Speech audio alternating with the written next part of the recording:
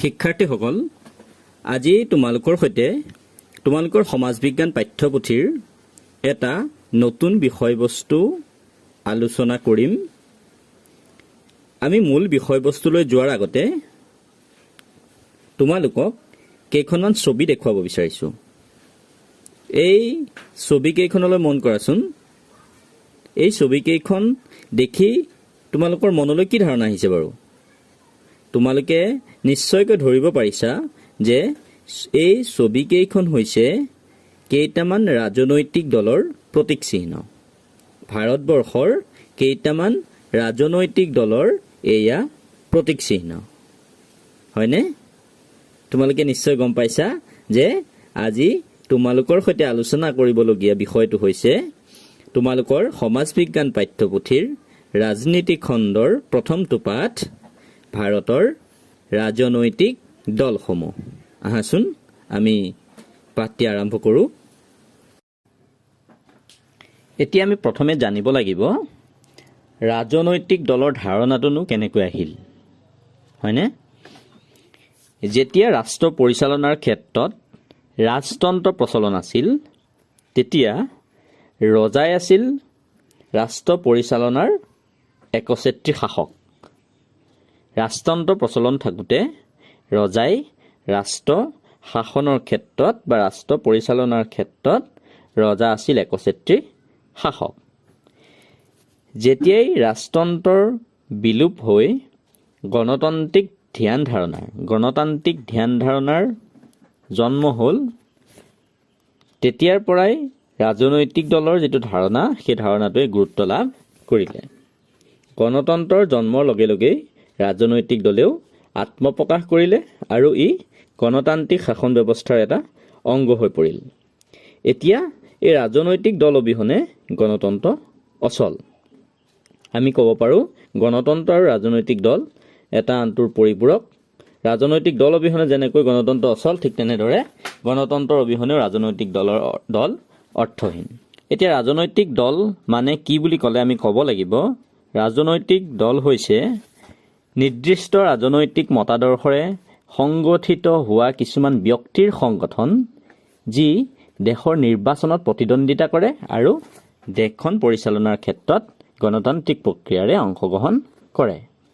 এই ৰাজনৈতিক দল হৈছে শাসক আৰু জনসাধাৰণৰ মাজত এক যোগসূত্ৰ। শাসক যিয়ে দেশখন পৰিচালনা কৰে আৰু জনসাধাৰণ বা ৰাইজৰ মাজত এক যোগসূত্ৰ স্থাপন কৰিবৰ কাৰণেই ৰাজনৈতিক দলৰ প্ৰয়োজন। এই ৰাজনৈতিক দলে কি কৰে? সৰ্বসাধাৰণ মানুহক প্ৰশাসনৰ ওচৰ চপাই আনে। প্ৰত্যেকখন গণতান্ত্ৰিক ৰাষ্ট্ৰতে ৰাজনৈতিক দলৰ ব্যৱস্থা আছে। এতিয়া এই ৰাজনৈতিক দলৰ কথা আমি ভালকৈ জানিবলৈ হ'লে আমি প্ৰথম চাব লাগিব দলীয় প্ৰথাটো, হয়নে? এতিয়া এই দলীয় প্ৰথা তিনিটা। এটা হৈছে একদলীয়, এটা দ্বিদলীয় আৰু এটা হৈছে বহুদলীয়।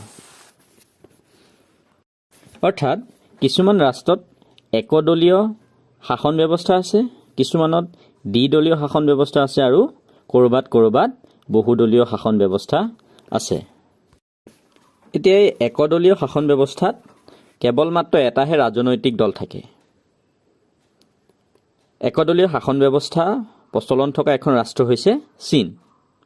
আনহাতে দ্বিদলীয় শাসন ব্যৱস্থাত দুটা ৰাজনৈতিক দল থাকে আৰু জনসাধাৰণে সেই দল দুটাৰ নীতি আদৰ্শ পচন্দ কৰি যিকোনো এটা দলক সমৰ্থন কৰে।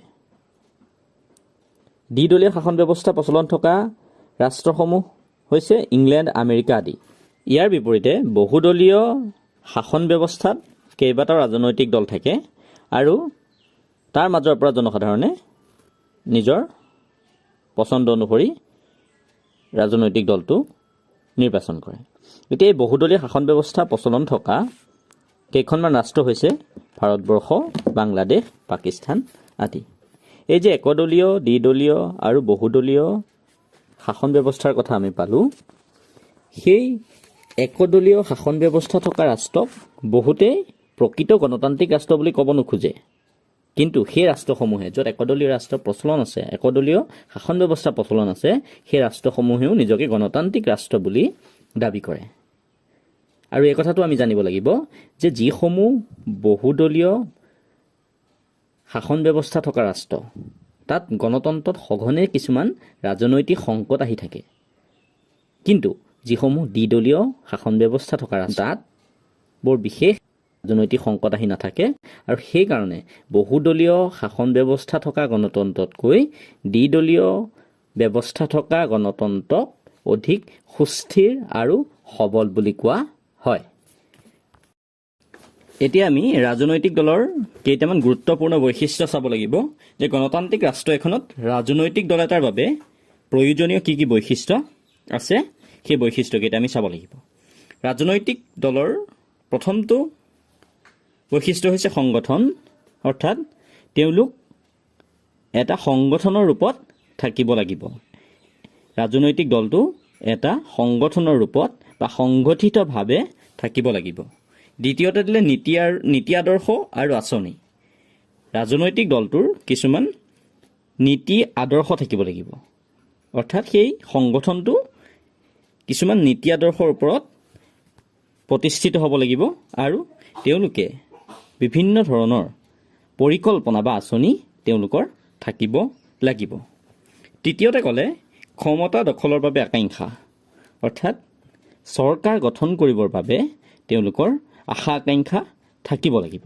অৰ্থাৎ তেওঁলোকে ক্ষমতা দখল কৰি নিৰ্বাচনত জয়ী হৈ চৰকাৰ গঠন কৰিবৰ বাবে তেওঁলোকৰ আশা বা আকাংক্ষা থাকিব লাগিব।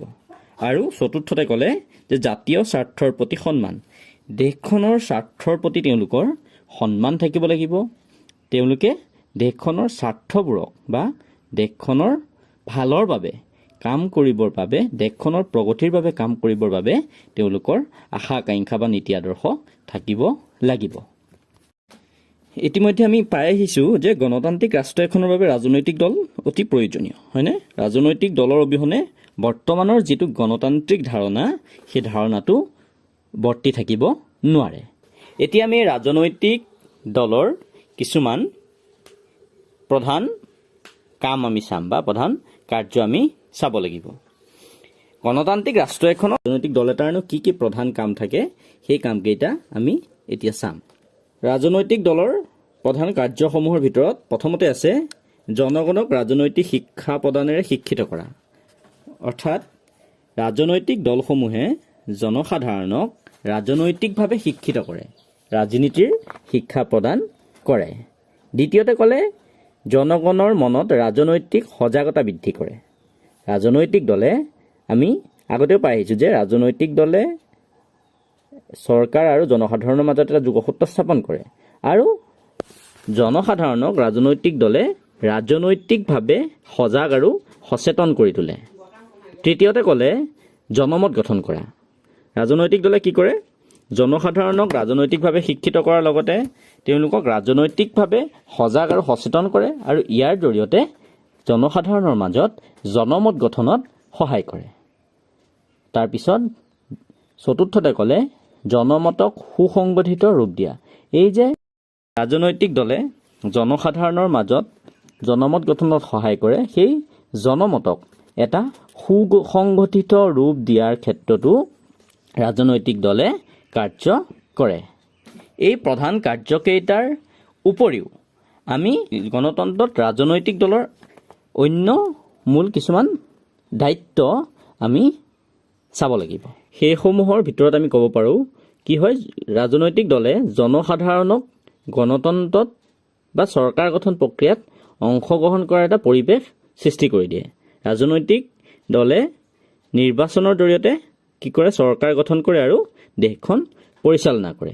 নিৰ্বাচনত জয়ী হোৱা ৰাজনৈতিক দলে চৰকাৰ গঠন কৰাৰ উপৰিও কিছুমান ৰাজনৈতিক দলে বিৰোধীৰ আসনত থাকি চৰকাৰে কৰা যিসমূহ কাম কাজ, সেই কাম কাজৰ ওপৰত চকু ৰাখে আৰু চৰকাৰে যদি উচিত কাম কৰা নাই তেনেহ'লে তেওঁলোকক সমালোচনাৰ জৰিয়তে, চৰকাৰক সমালোচনাৰ জৰিয়তে কেনেকৈ ভাল পথত অগ্ৰসৰ হ'ব লাগে, উচিত পথত অগ্ৰসৰ হ'ব লাগে, তাৰ প্ৰতি আহ্বান জনায়।